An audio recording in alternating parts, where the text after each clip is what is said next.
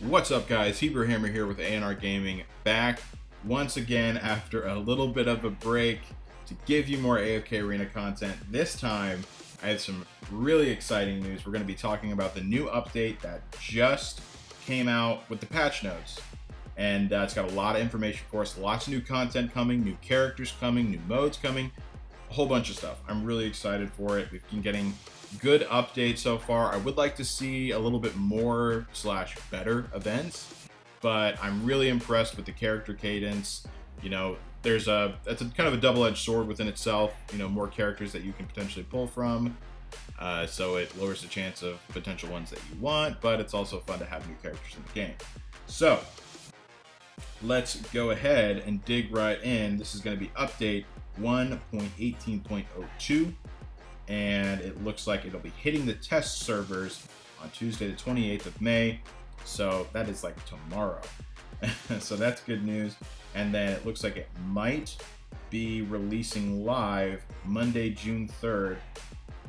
I honestly, I'm not, it says Monday, June 3rd. Of course, it's just an estimate, but I would honestly say it's probably going to be a bit later. So we'll see what happens with that, but I definitely don't see it releasing that early. But, you know, I'll eat crow if I'm wrong. All right, so let's get on to the real fun stuff. This is new hero time. So let's talk about Nara, the Heart Carver, and Baden, the Abomination. They're both Graveborn heroes, which we need. They've had the lowest amount of, high ascendable characters so far. They even released new characters for other factions before they touched the Graveborn, which was a bit of a travesty. But I love the Graveborn heroes. So I'm glad that they're coming. Just a shot in the dark here. Nara, the Heart Carver. Something tells me that's going to be a paper-thin, high DPS unit, melee DPS unit. And then Baden's probably going to be, I feel like, a big, beefy tank, high health, high DPS. I'm sorry, not DPS. High health, high defense, and just terribly low DPS, but probably some really solid crowd control. So, and I think the team really needs that. So I think both of these characters are going to be good additions, I'm sure, no matter what they are. All right, so I'm going to give you the highlights. I'm going to kind of skip past the stuff that, isn't the most exciting. Otherwise, we'll be here for a long time.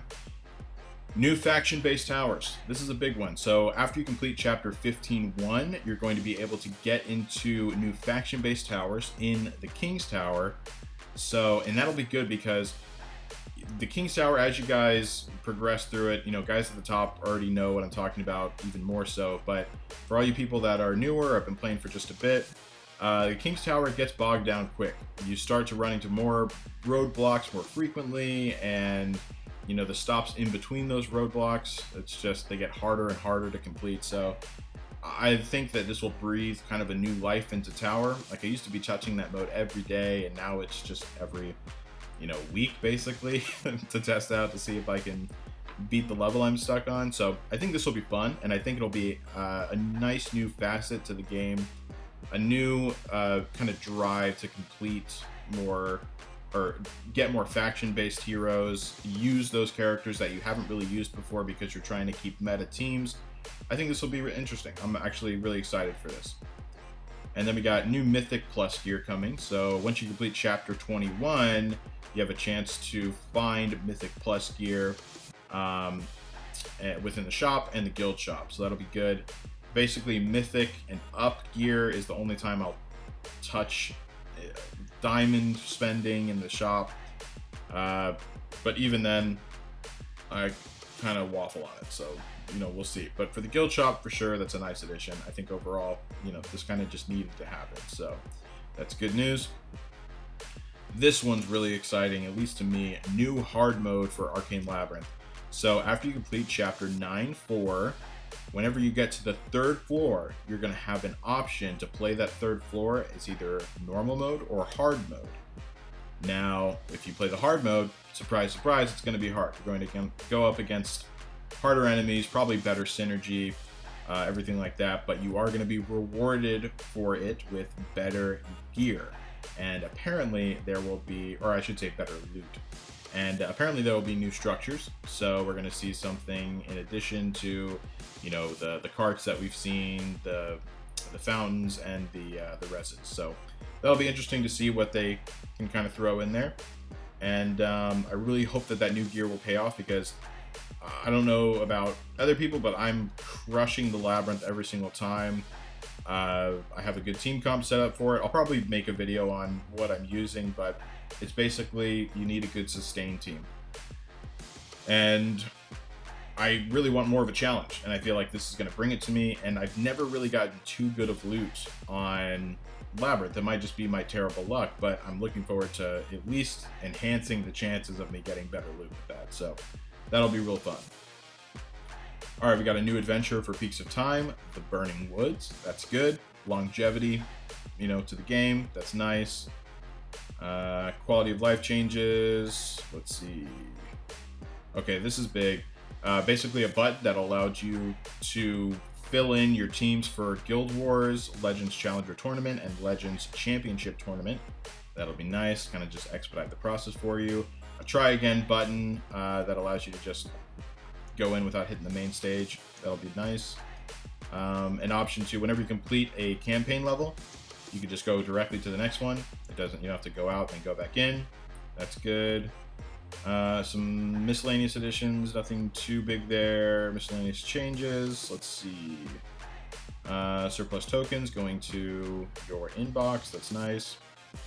Adjusted daily gift sets, that could be good, because I think in general the stuff that they offer in their packs is kind of garbage value. So what they ask for monetarily versus what you get, just not worth it. The only thing that I've really found to be worth it in this game so far, granted this is just from what I've seen so far and from my experience, but it's really just the subscriptions. I think those subscriptions are really well priced actually, and you know, you get a lot out of it, but that is just, you know, exclusive to, well, it's not fully exclusive to pulling characters, but it's mostly going to be used for pulling characters. If you want hard resources like, you know, essence, like hero essence and things like that, you're probably gonna have to go elsewhere. So if you're really in dire need of that, maybe this will be good for you. I'd like to see them come up with just better value rather than just more variety. So we'll see.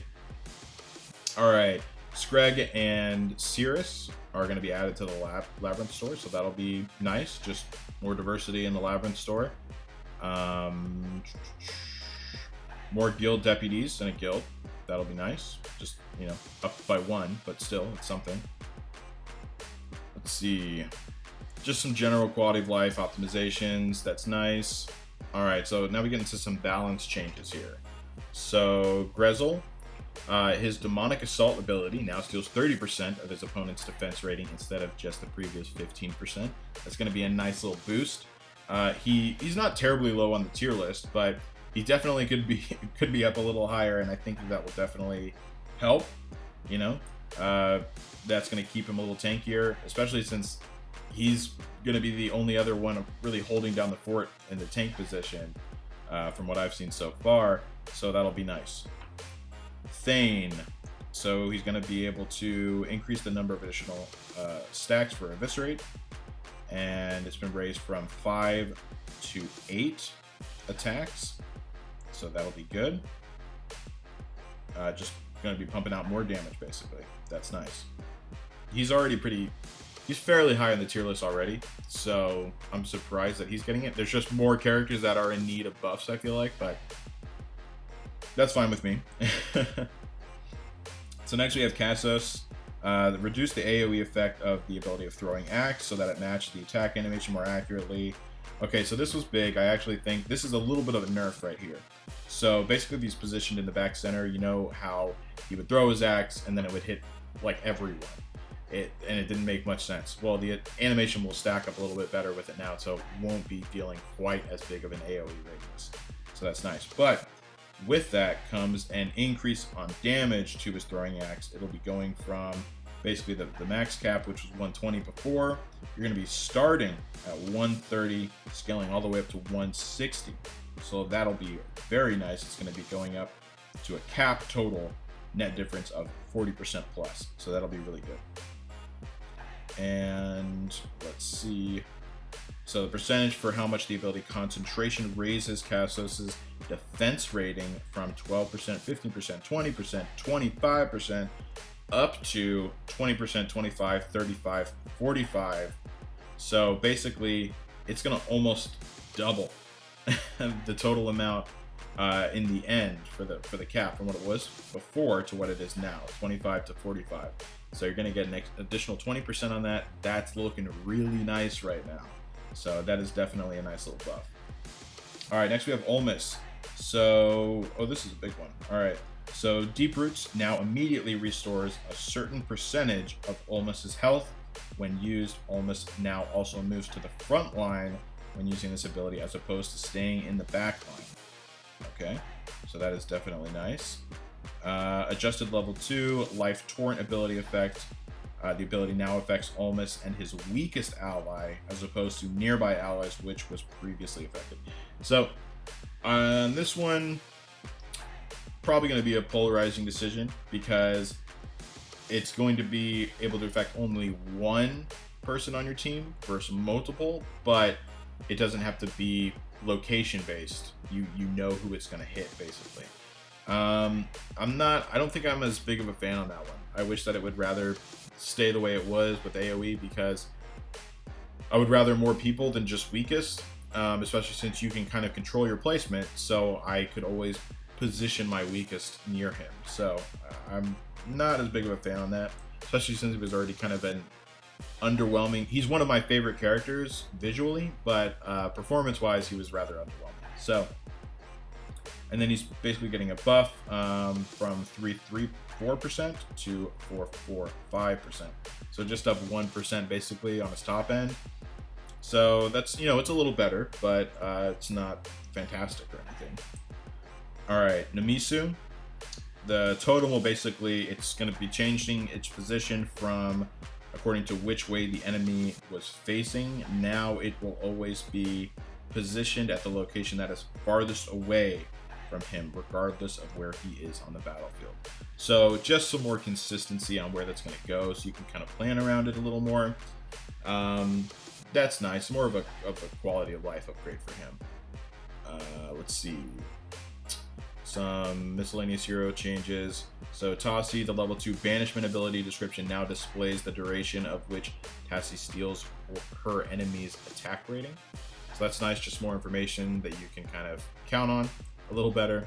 And Estrilda, the Inspire ability now displays the duration for which the attack's ratings are increased for, so that'll be nice.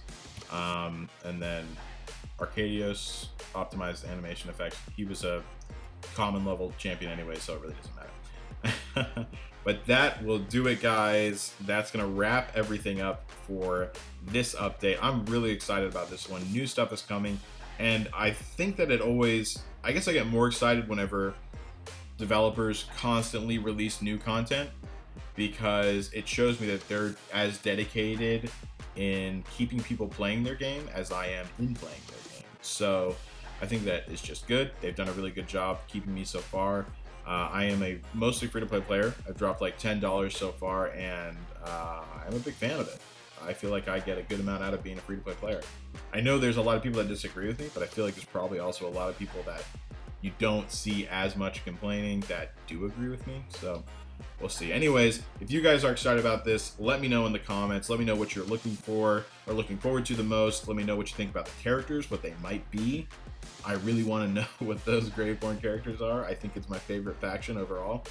So let me know, guys. And as always, like, subscribe, and comment. It really helps us out.